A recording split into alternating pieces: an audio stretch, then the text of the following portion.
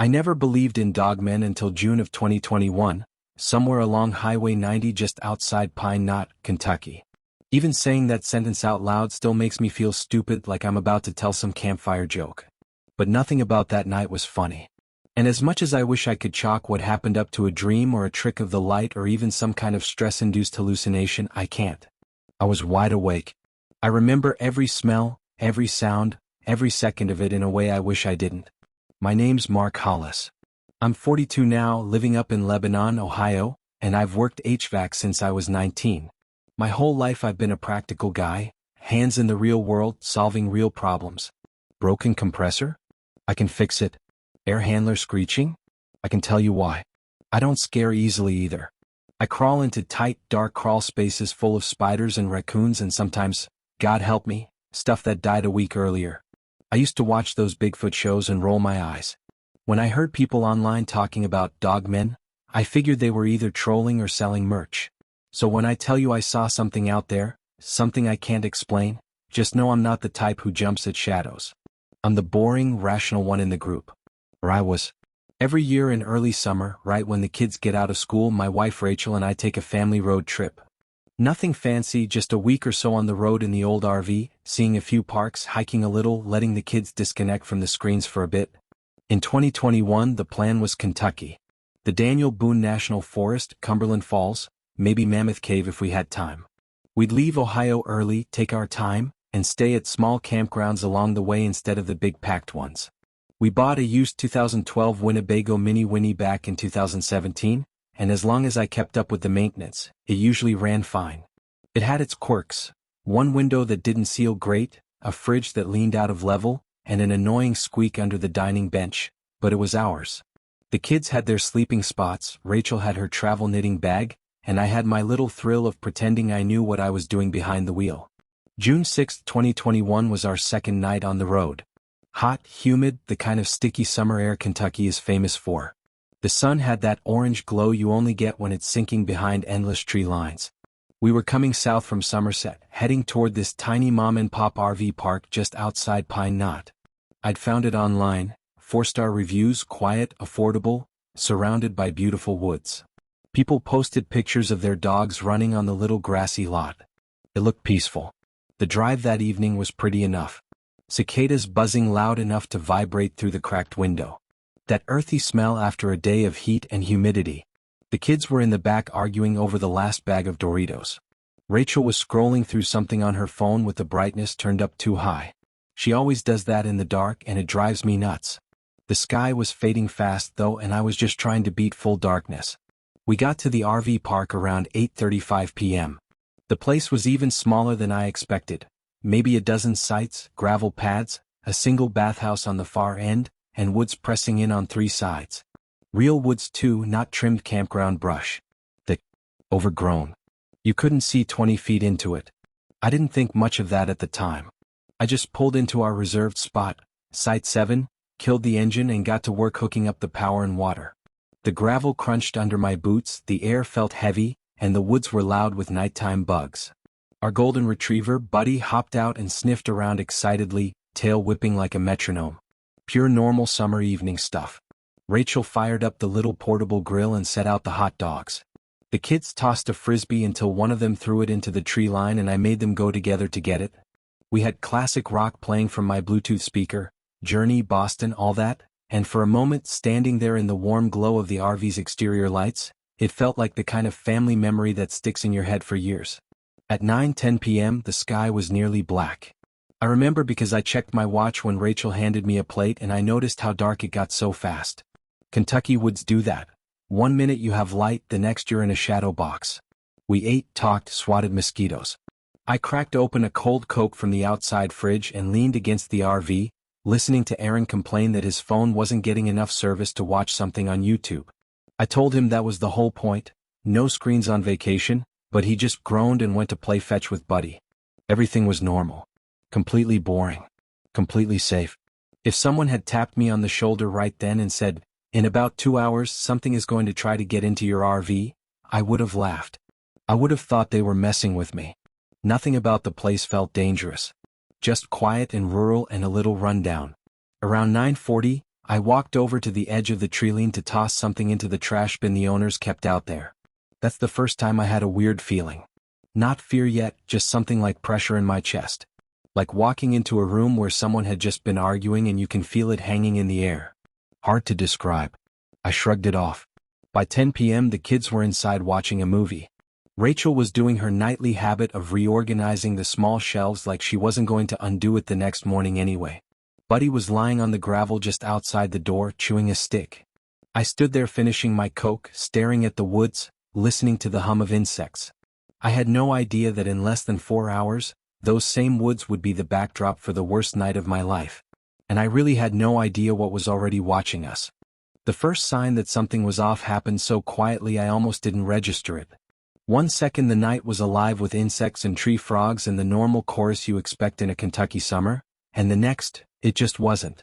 It was like someone muted the world. No wind, no bugs, no rustling, just this thick, smothering silence that settled over the campground all at once. I was sitting on the fold-out step of the RV, scrolling through my phone even though I barely had a signal, when the sudden quiet hit me. The change made me look up right away. It wasn't subtle. It was like the difference between standing next to a generator and then someone pulling the plug. My ears actually rang a little in the emptiness. For a second I wondered if maybe a storm was coming in. I stood, sniffed the air, looked up at the sky. Clear. Stars faint but visible. No clouds that I could see. The humidity was the same as it had been all day. Nothing had changed, and yet something had. Buddy's reaction made it worse. He was lying near the door, but when that silence fell, he lifted his head sharply and pointed his nose toward the trees. His ears went back. Not alert, fearful. He stood up slowly, tail low, not wagging. He didn't bark, didn't growl, just stared at the dark, thick woods like he knew something was out there. "Buddy, you okay?" I whispered. He didn't even flick his head toward me. Just stayed locked in on whatever he smelled or heard or sensed. I tried to rationalize it. Maybe a coyote had wandered close, or a deer. Animals stop making noise when a predator is nearby. That made sense. A reasonable explanation. But still, the hair stood up on the back of my neck. I couldn't ignore that physical reaction. My body felt tense, like I was waiting for something. I shook it off and stepped inside to tell Rachel I was going to take out the trash before settling in. She barely looked up, just nodded while sorting towels we weren't going to use anyway. I grabbed the little trash bag and headed back out. Buddy didn't follow. That wasn't like him. Normally he stayed glued to me when we were camping. This time he backed away from the door, moving toward the dining booth. "Come on, boy," I said lightly. "Just the trash." He whined, a low, shaky sound, and tucked himself under the table. That bothered me more than the silence. I walked the 20 feet to the big green trash bin, the gravel crunching under my shoes much louder than it should have been. The beam from the RV's porch light faded before the treeline, and everything beyond that was pure darkness. As I dropped the bag into the bin, I caught a faint smell on the air, wet dog mixed with something sour. Like damp leaves mixed with old meat. I figured maybe something had died somewhere in the woods. Happens all the time. But the smell seemed fresh, close. There then gone, like it drifted past on purpose. I turned to walk back, trying to keep my mind calm. It's nothing. Maybe a raccoon. Maybe a dead possum. Then a branch snapped. Not a little twig, a thick, heavy branch. I froze. Not exaggerating, not trying to sound dramatic. I literally stopped mid-step, 1 foot hanging in the air. My blood ran cold in an instant, every instinct screaming at me to get back inside. Because that sound wasn't far away. It wasn't deep in the woods. It was right on the edge. Maybe 20 feet in. I swallowed hard and forced myself to say something out loud because silence felt worse. "Hey, if someone's out there, just letting you know I'm here. Just dumping trash." Nothing. No movement. No voice. Nothing but stillness. I took a few slow steps backward toward the RV. I didn't turn my back to the trees, I couldn't. I kept scanning between the trunks, looking for any shape or shadow. Finally I reached the light again, and somehow that made me feel safer, even though logically it shouldn't have. Inside the RV the air felt stuffy hot. Rachel looked up and said, "Everything okay?" "Yeah," I lied automatically, kicking off my shoes. "Just quiet out there." "Good," she said. "Means the kids might actually sleep." But the feeling didn't go away. That sense of being watched settled deep under my skin. I tried to shake it off, telling myself I was just tired from the drive. I washed my hands, checked the locks on the windows, something I don't usually bother with, and then pretended to watch the movie the kids had on. Around 10:30, I realized I hadn't taken Buddy out for his last bathroom trip. He was curled under the table still, staring at me with these wide, anxious eyes. "You gotta go out, bud," I whispered. He pressed farther back, head lowered. "Come on. Real quick." He let out another weak whine and refused to move. That's when I should have listened to him. But I'm stubborn. I clipped his leash on and gently tugged. He resisted, legs locking, claws scraping the vinyl floor. I pulled a little harder and he just collapsed onto his side, refusing entirely. Not growling, just terrified. Okay, I muttered, letting the leash go. "Fine. You win." I slipped back outside alone. The silence still smothered the campground. I stepped just past the light to scan the grass. Nothing moved. "Just pee real quick," I told myself. Then bed. I walked to the far edge of the pad facing the woods, and that smell hit again, stronger this time. Musky. Wrong. Like a kennel left uncleaned for a month, mixed with wet leaves and something metallic. I finished faster than I ever have in my life and zipped up just as another sound came. Slow, deliberate footsteps. Crunch, crunch, crunch. Not running, not rushing. Just pacing. Coming from left to right along the tree line. I squinted, trying to make out a shape, anything. The dark between the trees shifted, not like wind but like something moving through the blackness. I blinked hard, leaning forward. A shape, tall, upright. But the moment I focused, it disappeared behind a trunk. My throat tightened. "Hello?" I called out, hating how unsure my voice sounded. "Someone there?" Silence. Then behind me, deep in the woods to my right, another branch snapped. Something was circling. That realization hit me like ice water. Whatever was out there wasn't wandering. It wasn't curious. It was moving around me in a pattern. Watching. Testing. The fear that hit me wasn't normal fear. It hit low in my gut. Animal fear, hardwired fear. I backed up fast, not running but close. My hands were shaking so bad I could barely manage the RV door handle. When I got inside, I locked it immediately and leaned against it, trying to catch my breath. Rachel looked up from her book. "What was that?" "Nothing," I said again too quickly. She peered at me, frowning. "Mark, what's wrong?" I think something's in the woods." She laughed softly. "Well, yeah, honey. It's a forest." "No," I said quietly. "Not like that." Buddy whimpered under the table. I checked the windows again. Double-checked the locks. Then I pulled the shades down tight. Whatever was out there wasn't done. And deep down I knew it. I could feel it in my bones. Something had noticed us. Studied us. And it was getting closer. I didn't sleep. None of us really did. After what I heard outside, my nerves were shot. I lay on the small mattress in the back of the RV, staring at the ceiling, listening to every tiny creak the vehicle made as it cooled. Every sound seemed too loud, too close. Buddy was curled up between the kids, trembling every few minutes. Rachel kept shifting beside me, restless. Around 11:05, I heard the first thump. Not a gentle bump. This was a heavy, deliberate hit against the side of the RV, hard enough that the whole wall flexed inward with a dull metallic boom. The cabinets rattled. A couple of mugs clinked together in the sink. Rachel jerked upright. "What the?" "Shoo," I whispered. "Hold still." The kids sat up in their bunks. I could see their silhouettes turn toward us in the dim glow of the RV nightlight. "Dad." Aaron whispered. "Was that an animal?" I didn't answer right away. I moved slowly to the window above our bed and lifted the corner of the shade just enough to peek. Nothing. But then gravel crunching. Slow. Careful. Moving around the RV. My blood ran cold. I pressed my ear to the wall. The footsteps were close, just on the other side. Heavy. Not four-footed, the spacing was wrong. And they weren't wandering. They were circling us. Time seemed to slow down as we all sat there, holding our breath. I could hear my own heartbeat in my ears. Another thump came from the opposite side. Lighter this time, like a push rather than a hit. Then a dragging sound, metal scraping, a long high-pitched screech that set my teeth on edge. It moved from the front of the RV to the back in a single smooth line. "Something's scratching it," Rachel whispered, voice shaking. My heart hammered. "Get the kids. Stay away from the windows." Aaron and Lily scrambled off their bunks and huddled near the center of the RV, Buddy wedged between them. The dog was shaking so hard I could hear his collar jingling. Another scrape. This time on the back wall. Then, something tapped on the kitchen window. Not a branch blowing in the wind. Not a bug. 3 slow, deliberate taps spaced apart. Tap, tap, tap. I grabbed the small safe under our bed and retrieved my .40 caliber handgun. My hands were shaking so bad I almost dropped the magazine.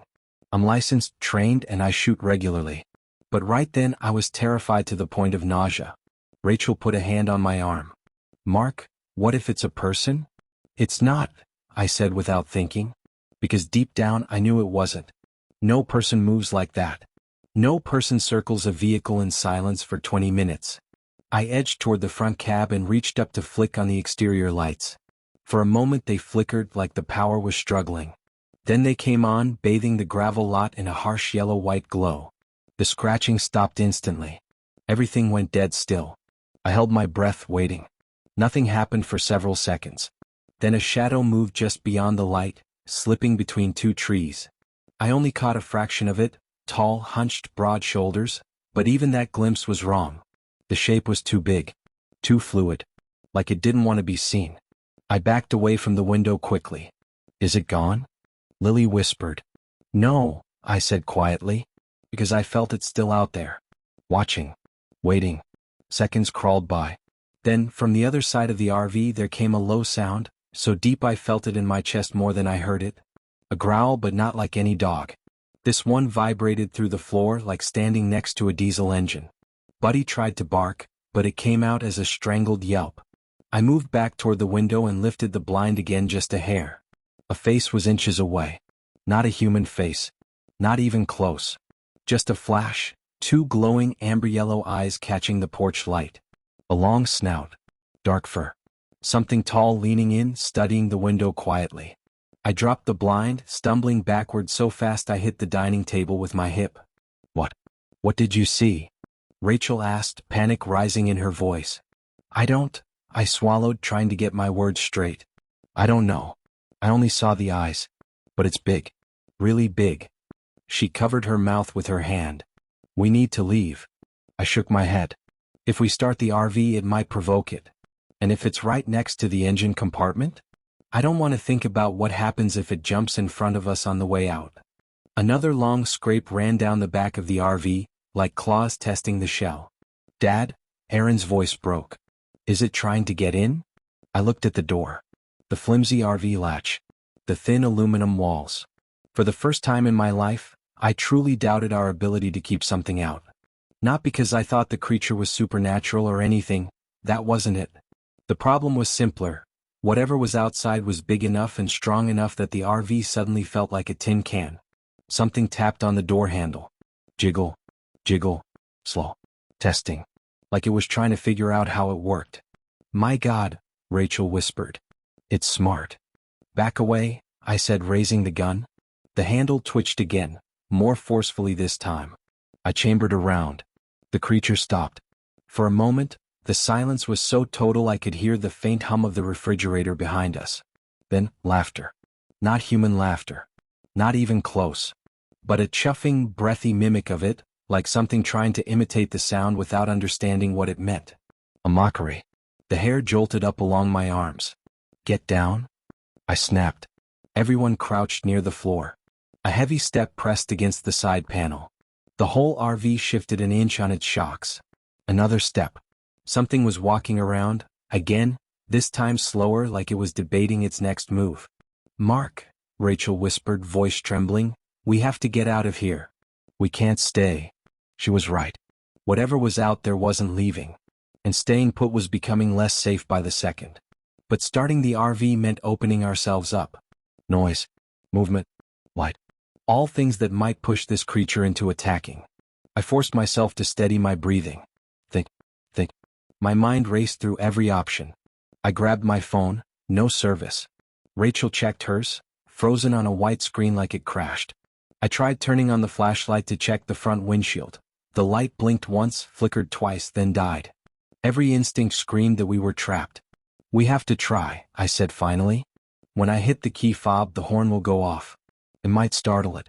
I'll jump into the driver's seat, we lock all doors and we go. Fast. Rachel nodded, eyes wide with terror. I stood up slowly, gun in my right hand, key fob in my left. Outside, something huffed, a powerful exhale close enough to fog the glass. I pressed the panic button. The RV horn exploded into the night, blaring non-stop. The reaction was immediate. A loud grunt, then heavy steps retreating fast, gravel scattering under enormous weight. Go! Rachel yelled. I leapt into the driver's seat and jammed the keys into the ignition with shaking hands. The engine roared to life. Something roared back from the tree line, angry, primal. I slammed the RV into drive and floored it, tires spitting gravel behind us as we tore down the narrow exit road.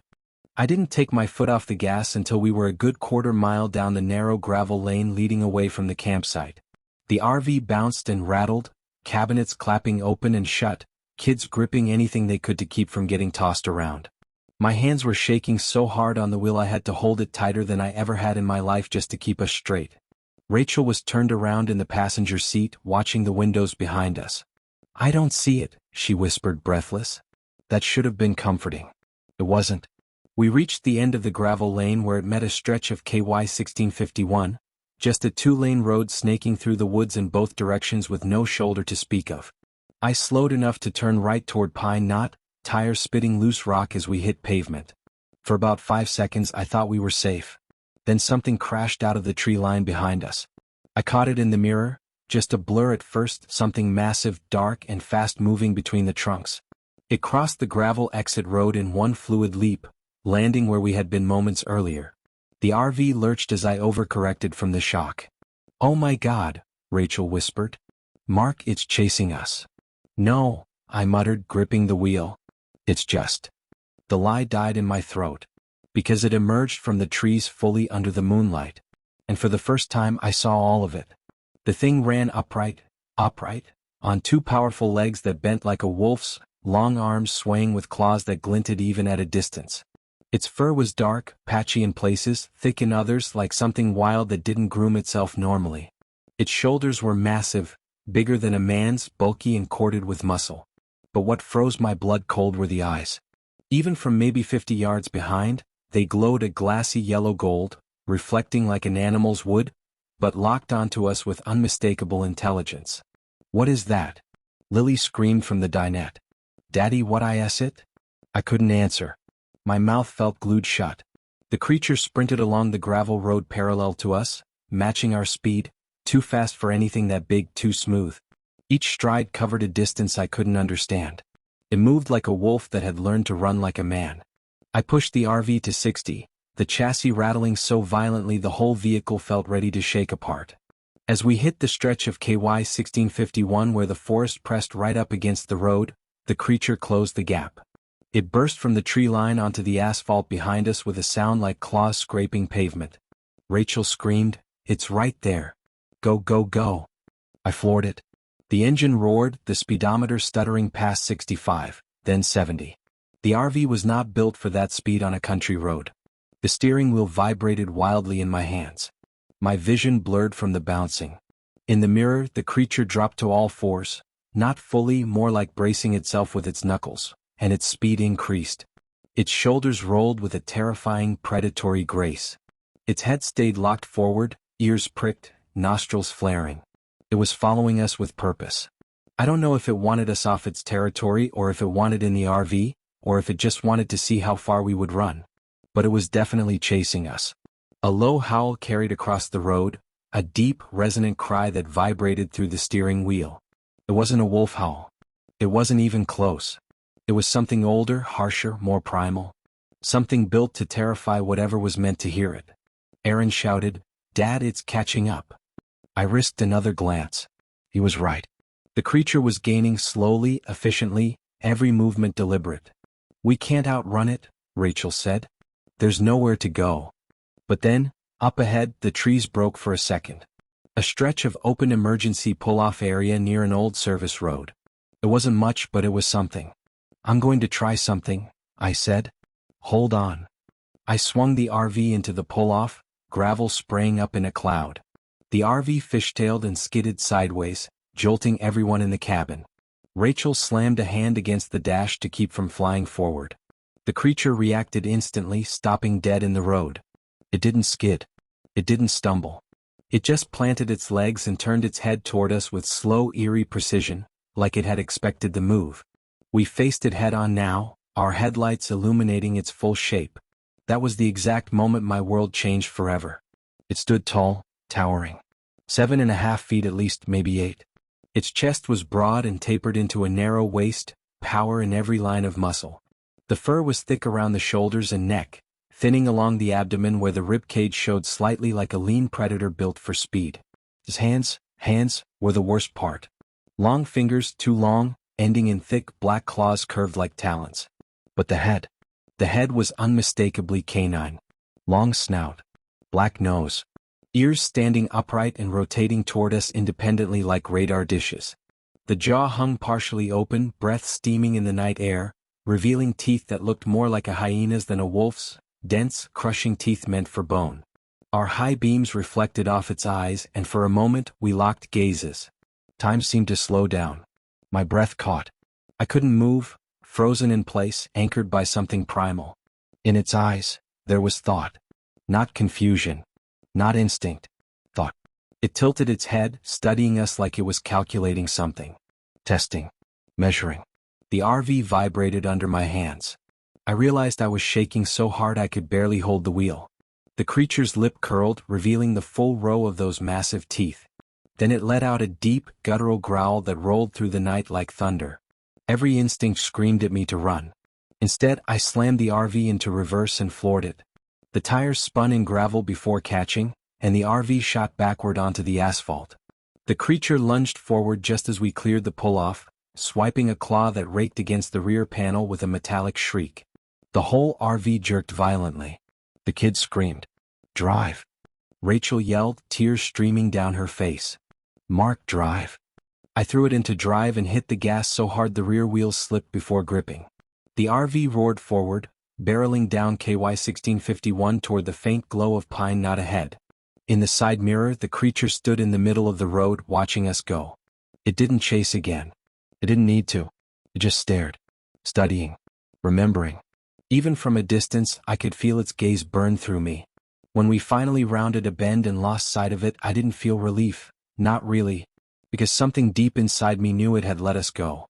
It could have kept coming. It could have followed us into town. But it didn't. Just watched. And that, somehow, was worse. Because predators chase. Animals flee. But whatever that thing was, it observed. It tested us. And it chose to stop. Which meant it made a decision. And things that make decisions, things that think, are far more dangerous than anything I'd ever imagined out in the woods. I didn't slow down until the lights of Pine Knot finally came into view through the windshield. Small, scattered glows from gas stations, porch bulbs, and the occasional traffic light. Civilization. Safety, at least in theory. But even as that cluster of lights grew brighter, my hands stayed locked on the wheel, knuckles white, my foot pressing the gas harder than I needed to. My whole body buzzed with adrenaline. I felt sick. I felt wired. And worst of all, I felt watched even though the creature was nowhere in sight. Rachel kept twisting around in her seat, checking the mirrors like she half expected that thing to come loping into town behind us. "It's gone?" I said, breathless. It's not following anymore." "Are you sure?" she whispered. "No," I admitted. The kids were silent in the back. Dead silent. For once, not a single complaint, not a single question. Just shaky breathing and occasional whimpers from Buddy, who had wedged himself under the table and refused to come out. I spotted a Marathon gas station up ahead, bright as a beacon. Fluorescent lights humming. A few cars parked under the pumps. A semi-truck idling on the far side. Normal, safe human things. I turned into the lot so fast the RV tires squealed. The RV lurched to a stop directly under the brightest floodlight I could find. For a few seconds none of us moved. The sudden silence inside the cab felt crushing. The creature wasn't here. But the fear was. It clung to our clothes, our skin, our shaking breaths. Rachel finally exhaled. "Mark, we have to look." I didn't want to. But I nodded. Because I had to see. I had to know I wasn't losing my mind. I stepped out into the cool night air, leaving the engine running. Rachel followed. The kids stayed inside by order. We didn't want them seeing anything if we could help it. The light from the overhead lamps gave everything an almost artificial brightness. Too sharp. Too harsh. And as I rounded the back of the RV, I felt my stomach twist. The scratches were real. 4 deep gouges ran diagonally across the back panel, each one nearly an inch wide. They dug deep into the aluminum siding, deep enough that I could slip 2 fingers inside the grooves. The metal was peeled outward in places, frayed like torn foil. "Oh my God," Rachel whispered, covering her mouth. That wasn't all. Just beneath the window, right where the creature had scraped earlier, there was a crack spider-webbing outward. And embedded in the tiny splinters of that crack, I saw something stuck in the sealant. A few thick strands of hair, dark, coarse, almost wiry. I plucked one out gently. It felt wrong. Too rough, too stiff. Like something between a boar's bristle and a wolf's guard hair, but thicker than either. My stomach churned. "Rachel," I said quietly. "Whatever that thing was, it was real." She didn't respond. She just looked at me with wide, terrified eyes. Inside, the kids had finally spoken. "Is it gone?" Lily asked through the cracked open door. "For now," I said. "Stay inside. Don't open the door." While Rachel tried to calm them down, I took a shaky walk along the side of the RV. And that's when I saw the tracks. In the dust on the pavement, illuminated by the floodlights, were several prints. Big prints. The biggest animal tracks I've ever seen. I crouched down slowly, pulse pounding in my ears. Each print was about 14 inches long, maybe more. Shaped vaguely like a canine print, but elongated with impressions from something that looked almost like toes. 5 of them. Not 4. Each ending in a pointed indentation where claws had dug in. A wolf's print is nowhere near that size. A bear's doesn't look like that. And no human foot is shaped like this. I felt a wave of dizziness hit me, like my brain was trying to reject what my eyes were seeing. I heard footsteps and turned to see a sheriff's cruiser pulling into the lot. My heart kicked up. Someone must have called it in. Maybe the gas station clerk saw us pull in like bats out of hell. The deputy, a young guy with a buzz cut, stepped out. "Evenin'. Everything all right?" Rachel answered first, her voice tight. "Something attacked our RV." He raised an eyebrow. "Bears get bold this time of year." "It wasn't a bear," I said sharply. He gave me that look, half polite, half skeptical. I hated it instantly. "What makes you say that?" he asked. I showed him the claw marks. He whistled low. "That's something. But bears can." "Look at the tracks," I said. He shined his flashlight on the pavement. His brow furrowed. He crouched, studied, tilted his head. "Well, I'll be honest, I don't know what to make of that," he admitted. "But if I had to guess, maybe a big dog got loose. Some folks out here have weird hybrids." I stared at him. "A dog? 8 feet tall? Running 40 miles an hour?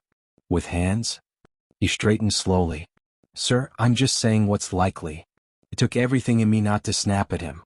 The deputy didn't want to believe what we were saying. Couldn't blame him. I wouldn't have believed me either. But the tracks, the claw marks, the hair. Those weren't normal. The gas station clerk must have overheard, because he stepped outside and wandered over, arms crossed. "You campin' down near the forest roads?" he asked with a thick local accent. "Yeah," I said. "Little RV park about 2 miles out." He nodded slowly. "Mum, folks hear things down there. Screams, howls, weird stuff. Had some hunters last fall say they saw something tall move in on 2 legs. Sheriff wrote it up as a black bear stand-in, but..." He trailed off, shaking his head. "Ain't no bear runnin' upright like that." I felt Rachel's hand slide into mine. She was shaking uncontrollably. We stayed in that parking lot under those lights for an hour, maybe longer. None of us wanted to get back on the road. None of us wanted to close the doors. The kids finally fell asleep sitting upright at the dinette, Buddy still trembling at their feet. By 3 a.m. the deputy left. The clerk locked up for the night. The world went quiet again. "You think it'll come back?" Rachel whispered. "I don't know. But deep down I did. It wasn't done with us that night out of mercy. It was done because it chose to be. Because we weren't worth the effort. Because it had made its point. What shook me the most was that I didn't feel hunted. I felt examined. Scrutinized. Observed like an animal in a cage.